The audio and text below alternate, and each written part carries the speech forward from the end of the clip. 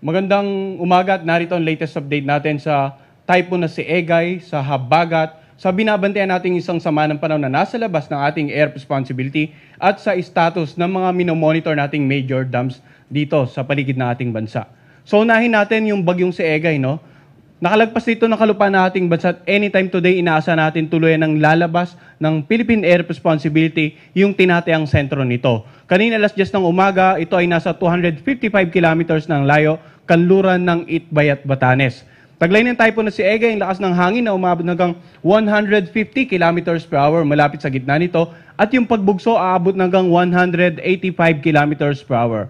Kumikilos naman ito sa direksyong north-northwest sa bilis na 15 kilometers per hour. Pero dahil nasa loob pa ng PAR, makikita natin malawak pa rin yung kaulapan na dala nito. Bukod pa dyan, yung pinag-iba yung habagat na posible pa rin magdulot ng pag-ulan sa mga lugar sa kanlurang bahagi ng gitna ng Katimugang Luzon at ng Kabisayaan. Hihimayin natin yung rainfall forecast, no? Pero unahin muna natin ano-ano yung mga lugar na may warning signal. Sa ngayon, warning signal number 2 dito sa naka-highlight ng dilaw. Dito po sa lalawigan ng Batanes, sa northwestern portion ng Cagayan, kasama ang Babuyan Island, sa northern portion ng Ilocos Norte. Samantala, warning signal number 1 naman sa mga lugar na naka-highlight ng light blue, sa Pangasinan, La Union, Ilocos Sur, sa natitirang bahagi ng Ilocos Norte at natitirang bahagi ng Cagayan, Apayao, Kalinga, Mountain Province, ganun din sa lalawigan ng Ifugao, Abra, Benguet at Isabela. Warning signal number 1 din sa Quirino, Nueva Vizcaya dito sa northern portion ng Nueva Ecija at sa northern portion ng Tarlac. So yung mga lugar na binanggit natin, warning signal number 2, makakaranas pa rin ng masungit ang panahon. Pag sinabi nating masungit ang panahon, mga pag-ulan na pwede pa rin magdulot ng mga pagbaha sa low-lying areas, pwede pa rin magdulot ng pagbaha sa mga malambot na pati ng paan or pagguho ng lupa, lalo-lalo sa mga paanan ng bundok, areas na malapit sa paanan ng bundok na ilang araw na nakakaranas ng mga pag-ulan. At yung mga malalakas na hangin, pwede pa rin makasira ng ilang mga bahay, lalong-lalo yung gawa sa mga lumang materyales or light materials, yung mga bahay kubo sa kanayunan, at pwede rin makapagpatumba pa rin ng mga poste ng kuryente at ilang uri ng mga halaman natin. No? So, yung warning signal number 1 naman, posible naman makaranas ng mga pag-ulan at pagbugso ng hangin. Payo pa rin natin yung mga mamamayan o yung mga kababayan natin sa mga lugar na binanggit natin na may mga warning signals na patuloy pa rin makapag-ugnayan sa kanilang local government at local DRR officials para sa mga disaster preparedness and mitigation measures. Now, ano yung inaasahan natin paulan ng bagyong si Egay? So wala tayong inaasahan na aabot ng 200 or 100 to 200 mm ngayong araw. Subalit, 50 to 100 mm inaasahan natin ngayong araw dito nga sa Ilocos Norte, Ilocos Sur, La Union, Batanes at Babuyan Island. During the last 24 hours, yung ilang bahagi po ng Northern Luzon nakaranas ng mga pag-ulan na umabot ng more than 200 mm. Kaya yung paalala natin, no, pwede pa rin yung mga ganitong dami ng pag-ulan sa araw na ito, pwede pa rin pong makapaminsala. Banta pa rin po yan para sa safety ng mga kababayan natin, lalong-lalo sa mga lugar na may warning signal. In terms of paulan naman na dulot ng habagat, kanina ipinakita po natin, no, yung mga kaulapan sa kanlurang bahagi ng Central and Southern Luzon at maging sa Western Visayas. Mayroon ba tayong naasahan at more than 200 mm? Wala po ngayong araw, no? Pero bukas, posible yung 100 to 200, or ngayong araw pala, 100 to 200 mm sa Occidental Mindoro na nakakaranas na rin po ng mga matitinding pag-ulan nitong mga nagdaang araw na nagdulot ng mga pagbaha. Now, 50 to 100 mm naman sa Pangasinan, Zambales, Bataan, Antique, sa northern portion ng Palawan kasamang Cuyo, Calamian at Kalayaan Island. Bukas naman, yung mga pag-ulan na dulot ng habagat, wala tayong inaasahan na more than 200 mm or 100 to 200 mm, pero 50 to 100 mm na pag-ulan bukas sa Pangasinan, sa Zambales, Bataan, Antique, sa northern portion pa rin ng Palawan, including Cuyo and Calamian Island. So, paano natin, or para mas lalo nating ma-visualize yung magiging ulan for the next 2 to 3 days, no? Mapapansin natin dito, isang example ng forecast range sa Global Spectral Model, yung concentration po ng paulan nasa kanlurang bahagi pa rin ng ating bansa sa susunod na 2 hanggang 3 araw. Dahil nga yan, sa papalayong bagyong si Egay at yung patuloy na umiiral na habagat na inaasahan natin over the next 2 to 3 days. Kaya yung payo pa rin po natin, mag-ingat pa rin yung mga residente, not only sa mga lugar na may warning signals, kundi yung mga lugar na may or sakop ng ating tinatawag na weather advisory ukol sa habagat, no, against possible flash floods and landslide.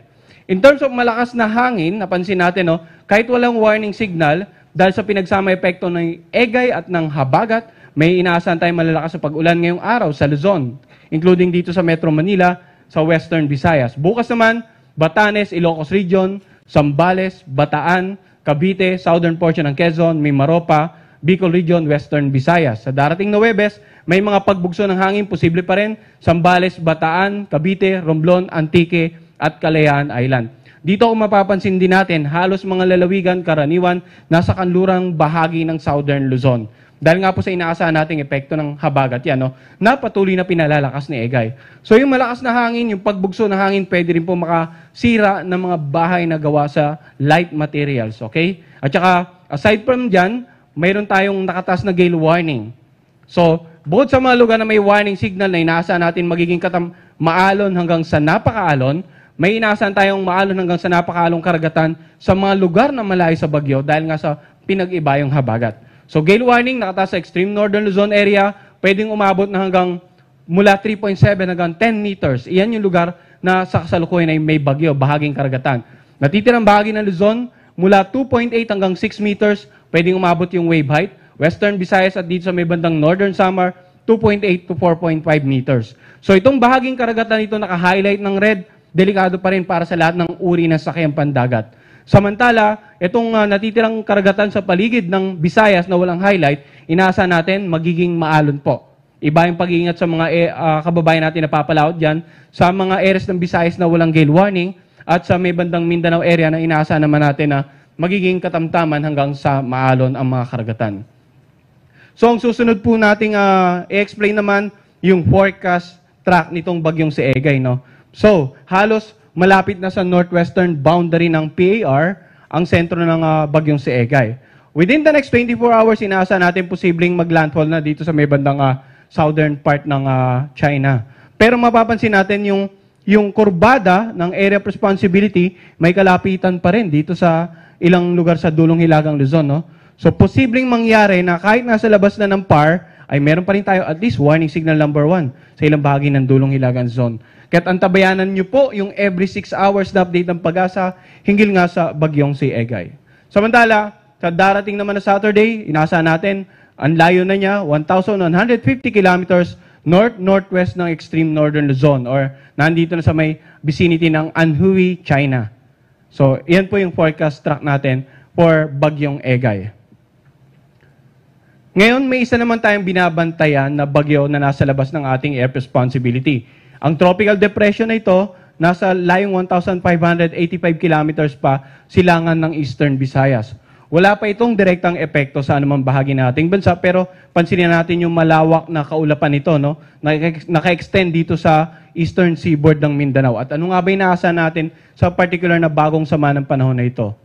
Sa ating Tropical Cyclone Advisory number 1, na ipinalabas ngayong alas 11 ng umaga hinggil dito sa potential tropical depression, makikita natin yung forecast track for the next 3 to 5 days.